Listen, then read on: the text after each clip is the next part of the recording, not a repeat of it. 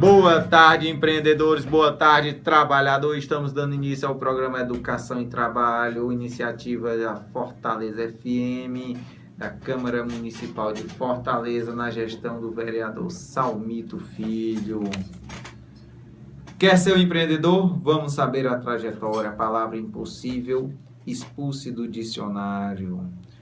Meus amigos, essa frase, ou na verdade essa parte da nossa música, ela diz bem o processo de iniciação do empreendedor. Quer ser um empreendedor? Então, expulsar a palavra impossível do dicionário e também reconhecer o papel, as etapas, o que é ser um empreendedor e quanto vai custar ser um empreendedor, isso sim é uma das atividades do planejamento do empreendedor para iniciar o seu empreendimento. E para falar disso, estamos hoje no estúdio com o amigo Roberto Girão, que irá falar de empreendedorismo e tributação. Meu amigo Roberto, boa tarde.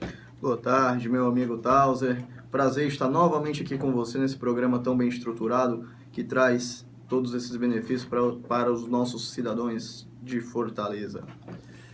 Meu amigo Roberto, vamos começar a nossa entrevista desvendando quais os tipos de empresa, né? Porque a tributação ela é de acordo com o tamanho da empresa, com a formatação da empresa, né? Então nós temos aí o MEI, uma novidade agora, né? Microempreendedor individual. Nós temos empresa de pequeno porte, microempresa, empresa individual, que é outra modalidade de uma certa forma até moderna. Qual é a diferença dessas nomenclaturas no campo tributário? Pronto, meu amigo. Cada tipo de empresa que você trouxe aí apresenta uma peculiaridade diferente. Começando falando aqui um pouquinho do MEI, né? Essa novidade, microempreendedor individual. O MEI ele tem algumas vantagens, entre eles a principal é a isenção de todos os tributos. No MEI você paga tão somente uma taxa administrativa que vai entre R$ 45 a R$ 52 reais, e você tem isenção dos demais tributos. Você não paga imposto, você não paga contribuições previdenciárias, você tem essa isenção. Agora tem algumas desvantagens também, né? Que é, por exemplo, o empresário não pode faturar mais que R$60 mil durante o período dos 12 meses, durante o período do ano, né? Então tem essa grande desvantagem, que às vezes a empresa acaba crescendo, você tem que se adequar a um novo sistema tributário que não seja o MEI. Deixa eu até atualizar aqui também o nosso ouvinte. Já foi aprovado no Senado um aumento nesse número para o próximo ano, passa para R$ 72 mil, a partir de 2017, não é isso? Exato. Eu só fico triste com a defasagem desses valores. Há mais de 4 anos está em 60 mil e ainda vai passar mais um ano para ser atualizado para 72 mil. O empreendedor individual, como funciona essa modalidade tributariamente? Qual que você... Desculpa, né? Empreendedor individual. Pronto, a empresa individual. É isso? Isso. Pronto. A empresa individual ou empresário individual, ele é uma microempresa com uma diferença que não há sociedade. Ou seja, é uma espécie de empresa limitada, e nas empresas limitadas são necessários pelo menos 2 sócios. A vantagem da empresa individual é que não há essa necessidade de 2 sócios para a abertura da empresa. Agora, tem uma grande desvantagem quando a gente fala da sociedade limitada individual, empresário individual, é que o único sócio, ele passa a ser responsável por todo e qualquer tipo de problema fiscal, trabalhista, ou consumerista mesmo, que aquela empresa venha a ter. Então, ele responde pessoalmente com os seus bens. Com os seus bens. Então, se mistura a pessoa jurídica com a pessoa física no âmbito jurídico. Exato. Não só no âmbito jurídico, como também no âmbito empresarial. A partir do momento que o empresário opta por esse tipo de empresa, por esse tipo de sociedade, né, sociedade individual, ele vai passar a ter os seus bens, logicamente, até o limite do capital que ele colocou na empresa, como responsáveis por qualquer problema que aquela empresa venha a ter. Peraí. Você fez uma colocação importante que eu quero chamar a atenção do nosso empreendedor. Ele responde com seus bens até o limite do capital da empresa.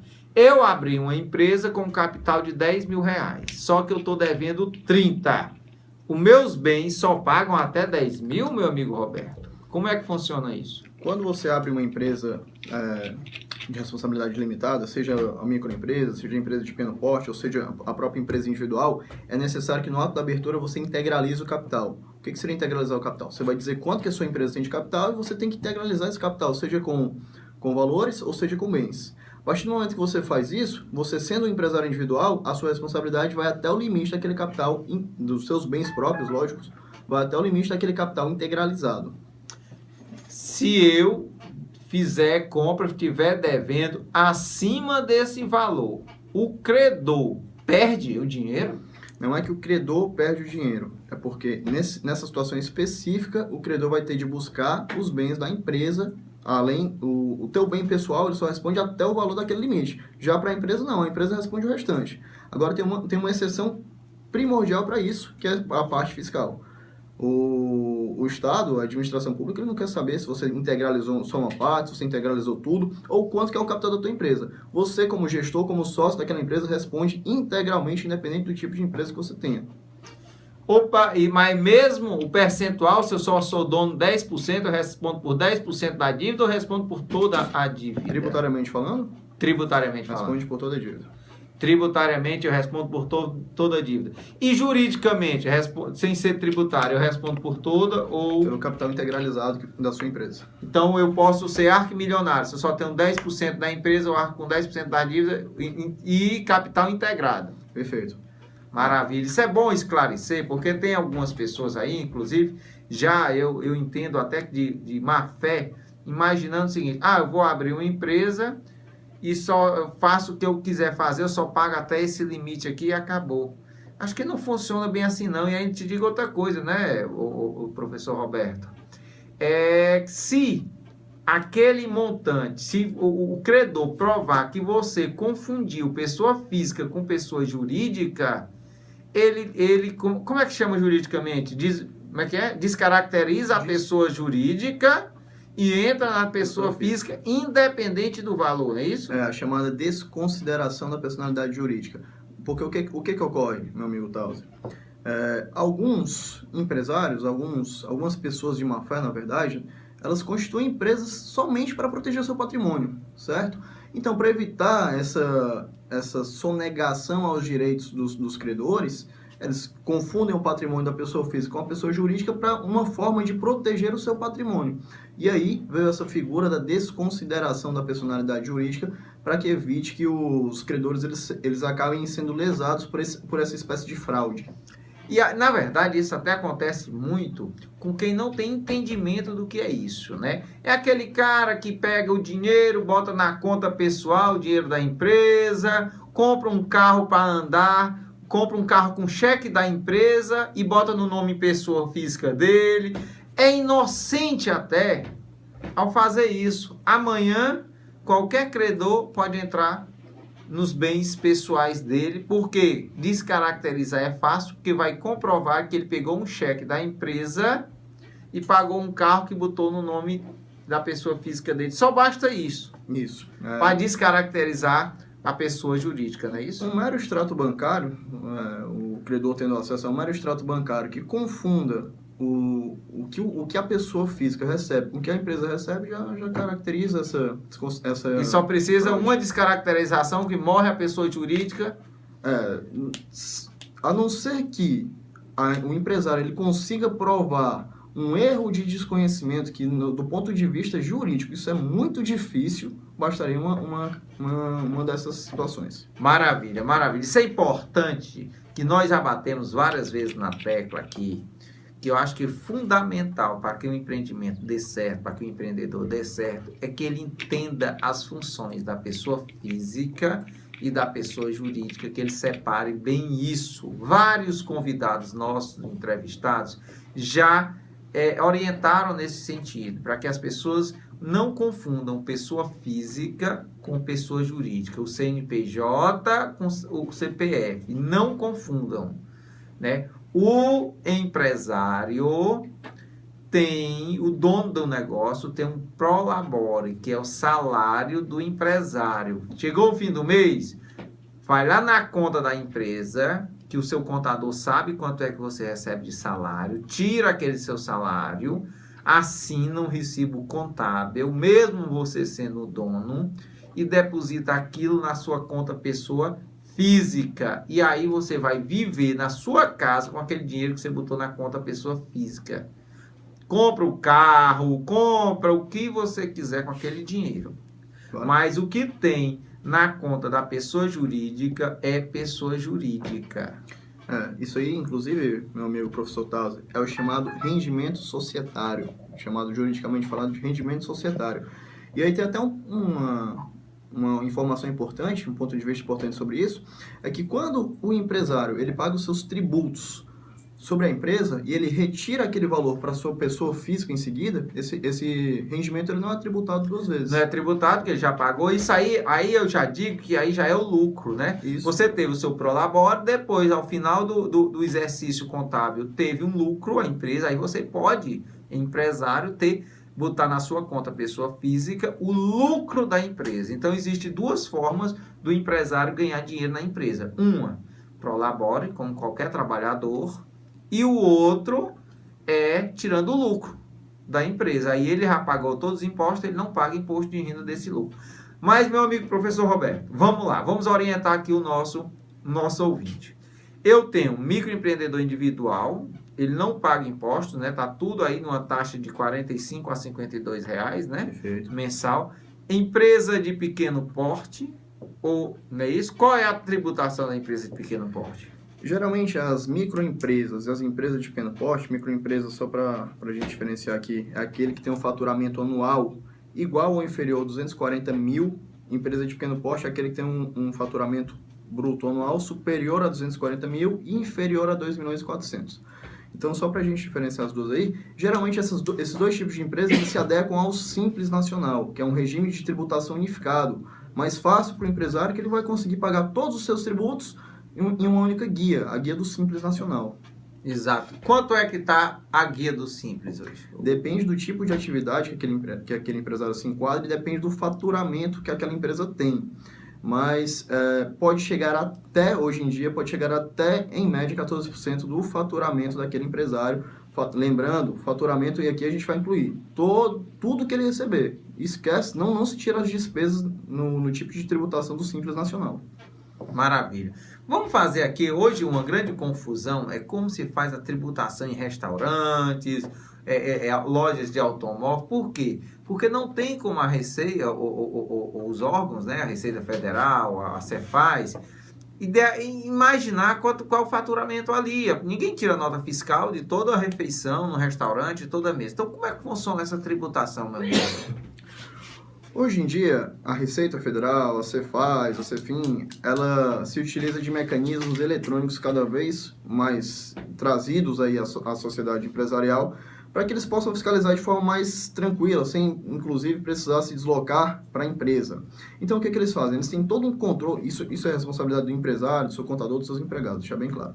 Existe todo um controle eletrônico de estoque, de produtos, de serviços prestados, e de notas fiscais. É feito uma relação entre esse estoque eletrônico e a emissão de notas fiscais com o faturamento que aquela empresa teve. Com base nisso, a Receita, a Cefaz, a Cefins, ela tem uma noção básica de quanto que aquela empresa faturou e de quanto que ela vai ter de pagar de tributos, seja pelo Simples, seja por outro regime tributário que ela venha assim enquadrar. E aí há uma grande problemática, né? Mas a Receita foi lá, a Cefaz foi lá e descobriu que o empresário ele vendeu o produto sem emitir nota. O que acontece? Aí é lavrada uma multa altíssima contra aquele empresário por sonegação fiscal. Mas eu acho que nem descobriu, acho que é quase natural você ir a um restaurante e ele não emitir a nota. A um posto de gasolina e ele não emitir nota. Posto de gasolina já é uma situação diferente, porque quando a gente fala de gasolina, a gente fala de substituição tributária, é um negócio mais complexo, mas todo tributo ele já vem pago antes de chegar no posto. Então, ele emitir nota ou não, só vai chegar do ponto de vista do seu faturamento. Mas todo aquele tributo sobre a gasolina ele já foi recolhido anteriormente. Todos aqueles impostos já foram recolhidos anteriormente. No restaurante, que é um exemplo mais fácil da gente conseguir visualizar, você tem razão. Quantas vezes você já foi no restaurante, chegou lá a sua conta, você pagou com base naquele relatório gerencial, né? Que é de controle interno, não na nota fiscal. E aí, algumas vezes, de fato, algumas empresas, elas acabam não emitindo a nota daquele produto e não pagam, consequentemente, a tributação sobre aquilo. Isso é uma prática comum, mas não é aconselhável, porque chegando à fiscalização e constatando uma diferença de estoque de entrada para saída, e com isso constatando uma diferenciação de notas fiscais emitidas, isso pode ocasionar sérios problemas para o empresário. É sempre importante que o empresário ele procure uma assessoria contábil, uma assessoria jurídica para evitar problemas desse tipo. Estamos no programa Educação e Trabalho, e se você quer participar do nosso programa, tirar dúvidas com o professor Roberto Girão, encaminhe seu WhatsApp para 87756622, 87756622. Doutor Roberto, você falou uma coisa muito interessante que eu já vi muito acontecer mesmo. O que é que acontece? O empresário, o cliente chega e diz, olha, eu quero comprar 50 caixas desse produto.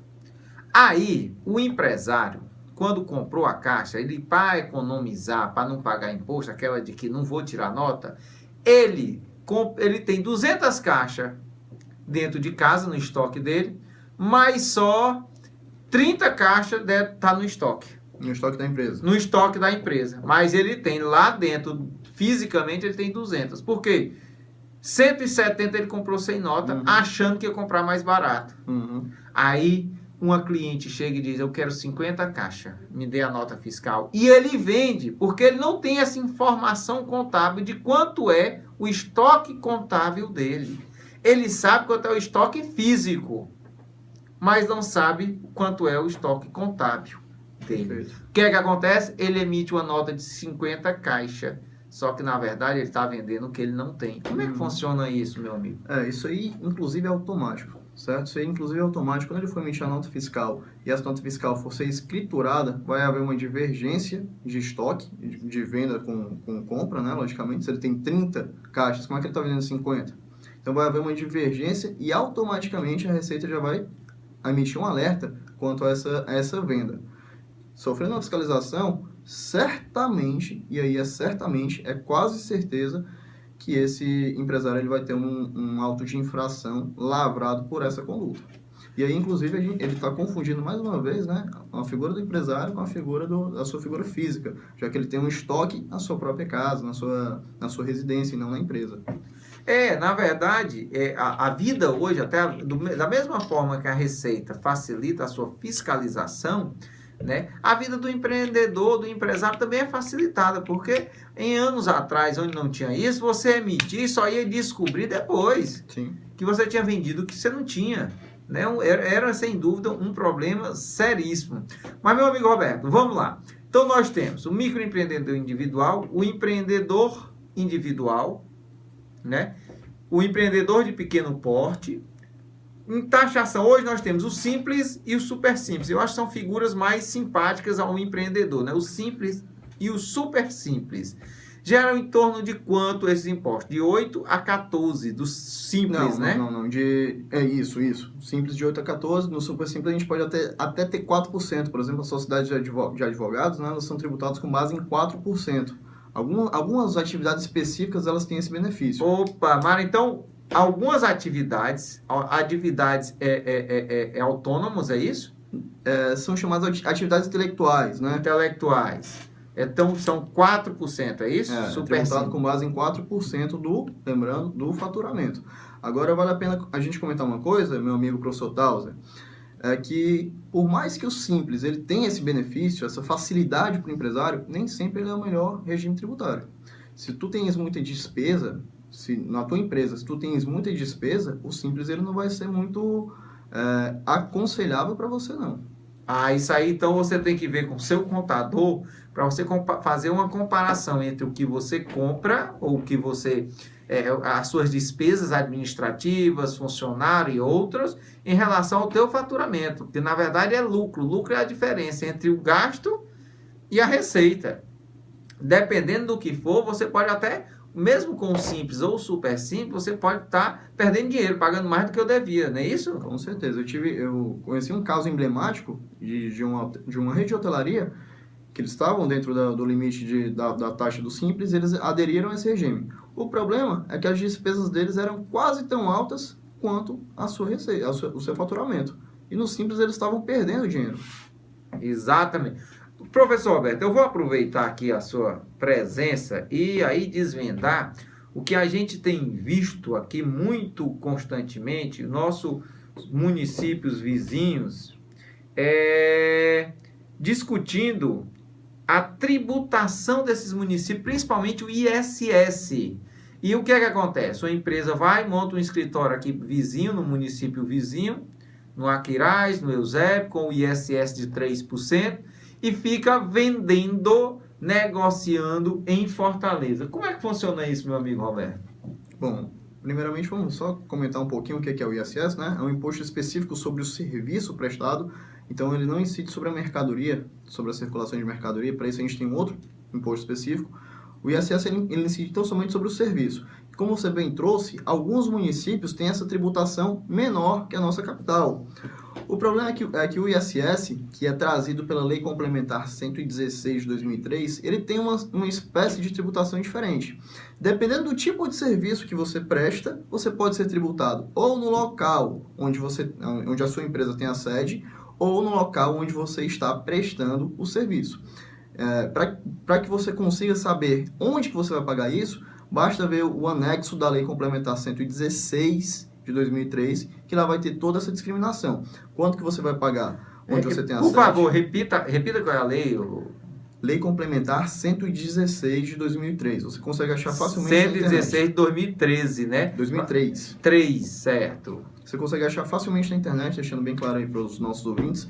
E lá tem toda a discriminação. Atividade X, você tem que pagar esse tributo onde você presta o serviço. Atividade Y, onde você tem a sua sede. Maravilha, maravilha.